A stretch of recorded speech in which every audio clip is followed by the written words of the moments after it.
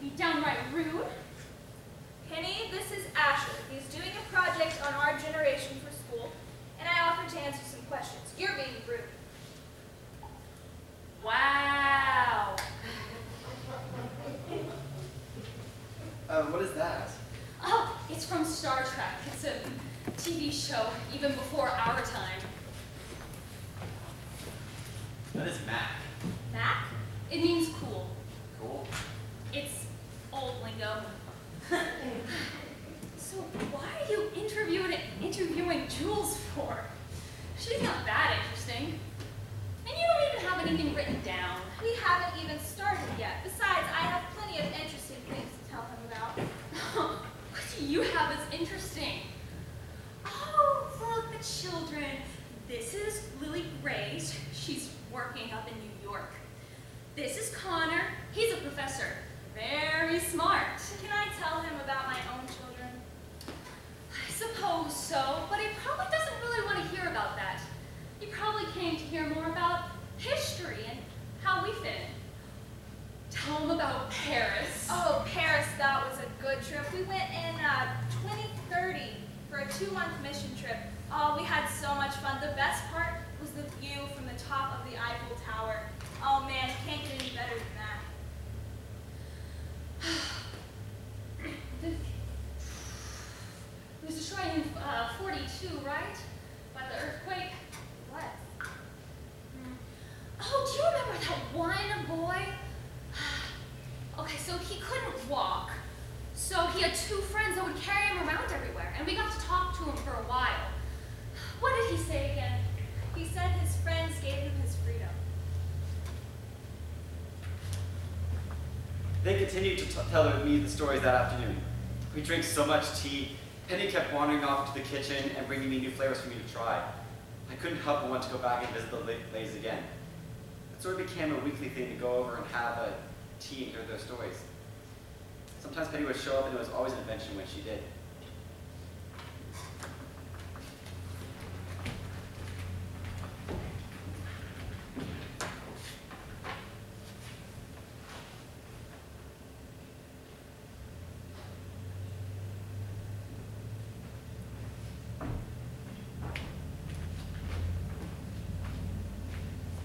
Henry Bailey, Miss Jewel's husband, and as Penny calls him, sailor, might have been in his 80s, but was fit as a fiddle.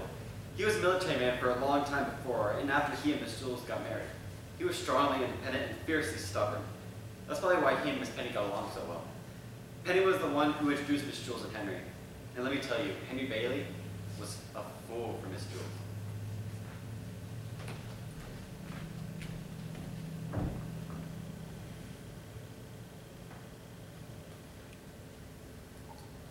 Wow. You just set yourself up for failure. Don't get cocky, Ken.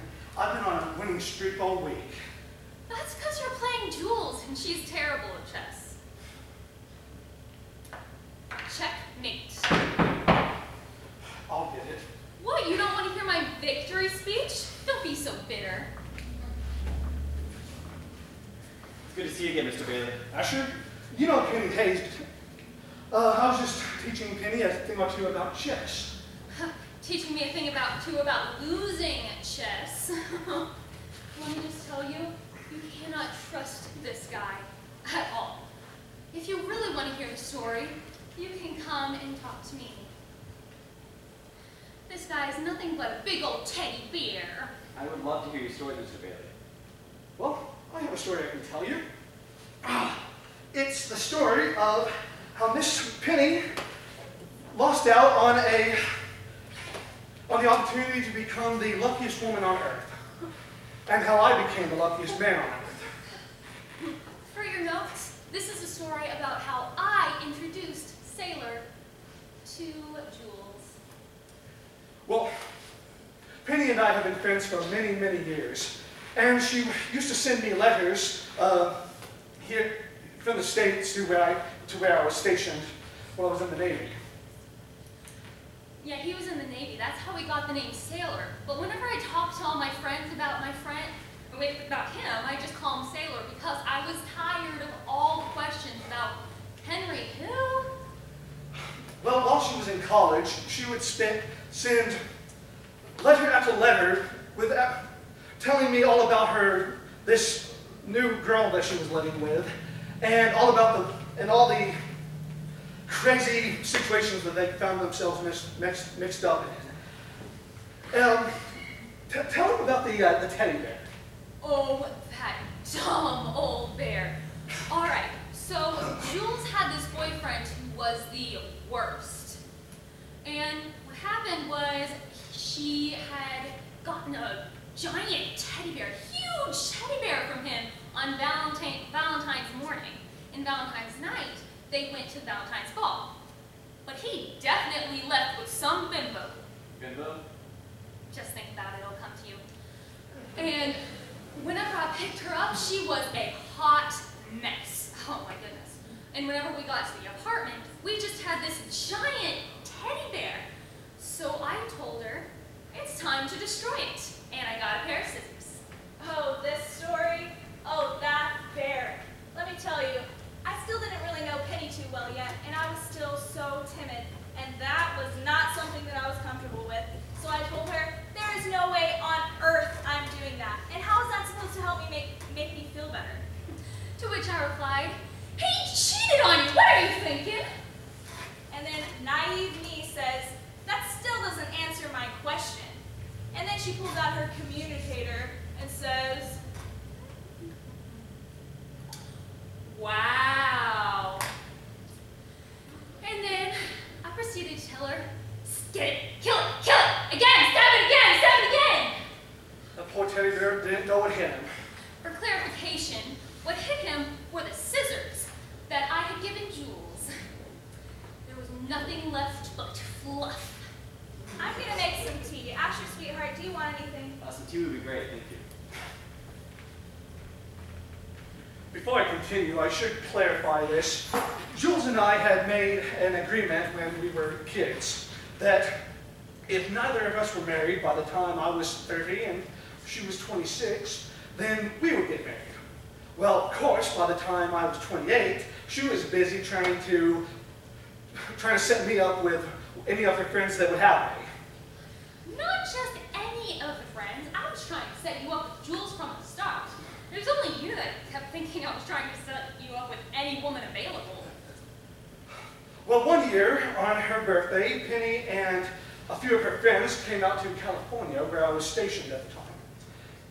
And so we all went out to celebrate. And that evening, Penny was all dolled up in her birthday dress and wearing makeup. And the last time I saw her wearing makeup was at her senior prom. Well, I started to get a little nervous because I was thinking, am I actually falling for my best friend? And so, before I knew it, beautiful Jill came out of the restroom, and it was at that moment that I realized what love at first sight actually means. Oh, that's not how the story goes. This little fart of mine had been chasing after Penn for more than a couple of seconds, more like a couple of years. And it took a lot longer than that to convince him to get over her. Come on, sweetheart. You know that the moment you came in, I just realized you were the only girl for me. Wow. All right, sweetheart, let me teach you how to play chess before this sailor kind of messes you up a bit. I had played chess several times before, and to be honest, Penny wasn't very good at it either. She was such an interesting soul. Penny Hayes had never been married. She told me once that she would not marry until God makes men out of some men and metal than earth. Later on, I found out that that was a line from Shakespeare's. But Penny had such a life to live. She got a job where she could travel and save her money so she could travel, and then anytime she was at home, she spent learning about more cultures she wanted to go experience. She gathered the dust of the world on her soul and refused to let it get brushed away. She was determined to make all of the earth her own.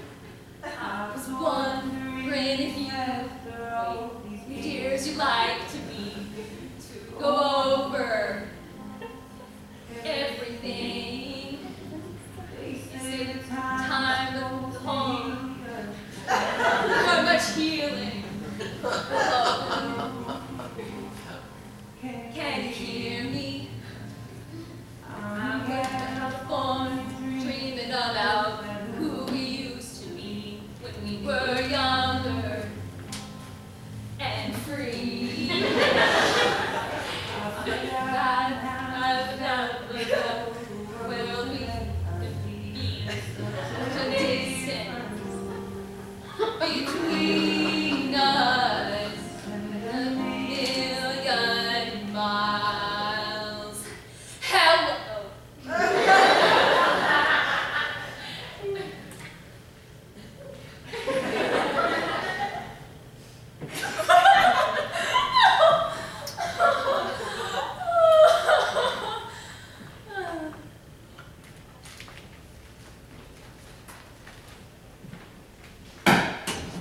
Penny was an interesting egg to crack. She was always picking up the people around her, always making sure things were going exactly the way she planned. And even when they didn't, she seemed to make it work in her favor anyway. She was an anarchist in the best way. She loved watching the world as they lived in a constant state of reaction to the tidal wave personality that she was. It was always interesting talking to her because after all those years of life, she never stopped long enough to do it to herself. She told me once that she was in the prime of her youth. The funny thing was that she was too stubborn to see things any differently.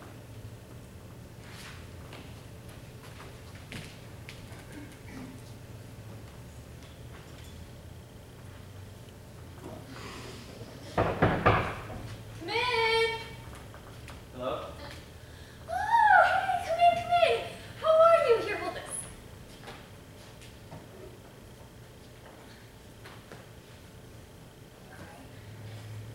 That's right. That's good. Here. Why do you do this? Why are you so mean to Miss Jules? I don't really understand it. Well, I used to wonder why I really needed so much disorder in my life. It took me many years to figure it out.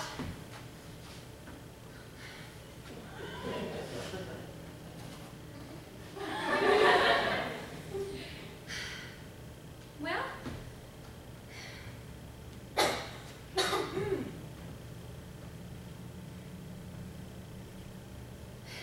it took me many years to figure that one out. But one day I realized there is no order in this big, beautiful, tremendous world. There is no right and wrong. There isn't any true order of things. And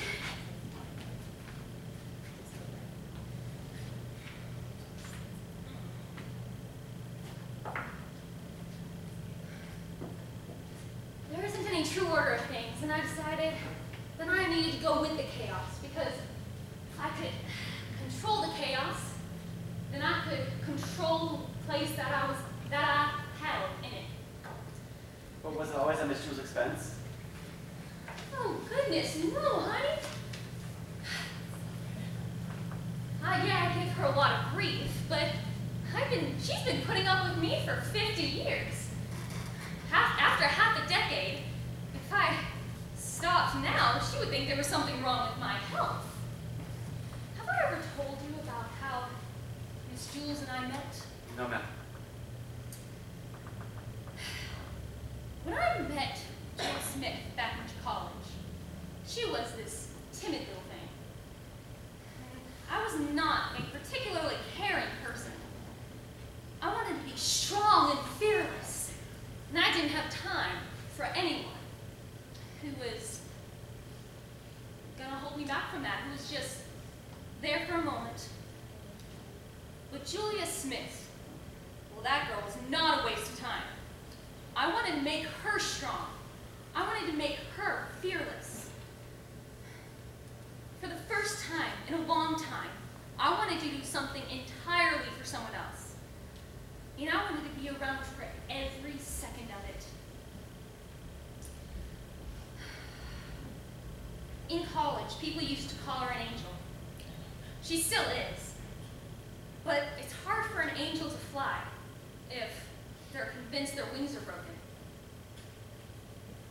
You have to go against gravity in order to fly. I guess I'm your gravity. I don't really understand, so. Penny, let me teach you something very important. Friendships are very messy and complicated, but you see, something you need to learn now while you are still young is how to decipher illusions from truths. I might spend a lot of time giving the illusion of mischief, but underneath, I love Julia Bailey. She is my best friend, and I care for nobody as deeply. There are people in this world who present themselves to you as a friend in a way to get closer to you or to dig around for underneath your feet. I might seem like I'm just piling up dirt on Jules, but really I'm giving her ground to stand on. I don't know how to compliment her in a way that a normal friend would, but that isn't my job in her life. My job is to teach her how to take up for herself. But what better ways is there to do it than giving her practice daily? What I say when she's around doesn't mean nearly as much as what I say when she isn't. It's what you say when you don't think they're listening that makes all the difference. And she knows that. She knows that she doesn't have to worry about being stabbed in the back. Because no matter how much we fight and bicker, I will always be there for her. Isn't that right?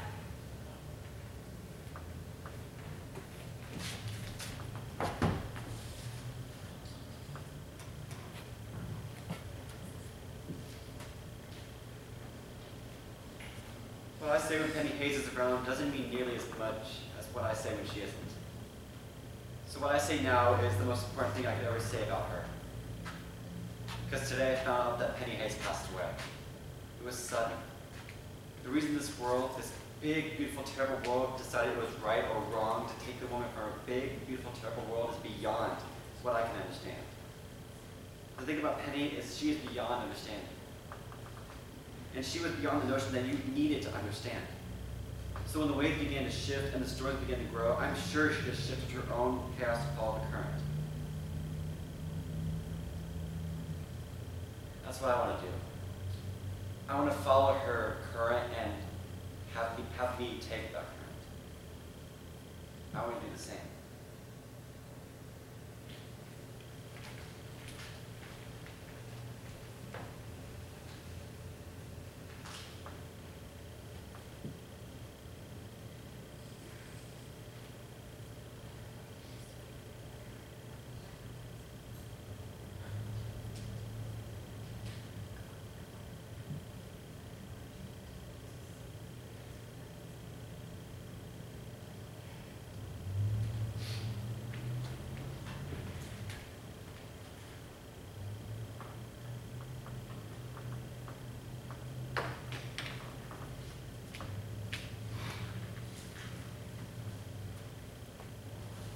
Penn left this for you in her will.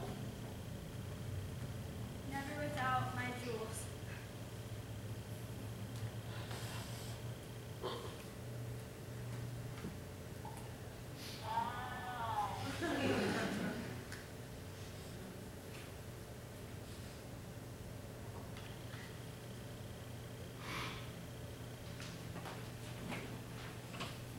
I wanted nothing more to grow up. But I don't want that anymore. Getting old is mandatory, but growing up is an option.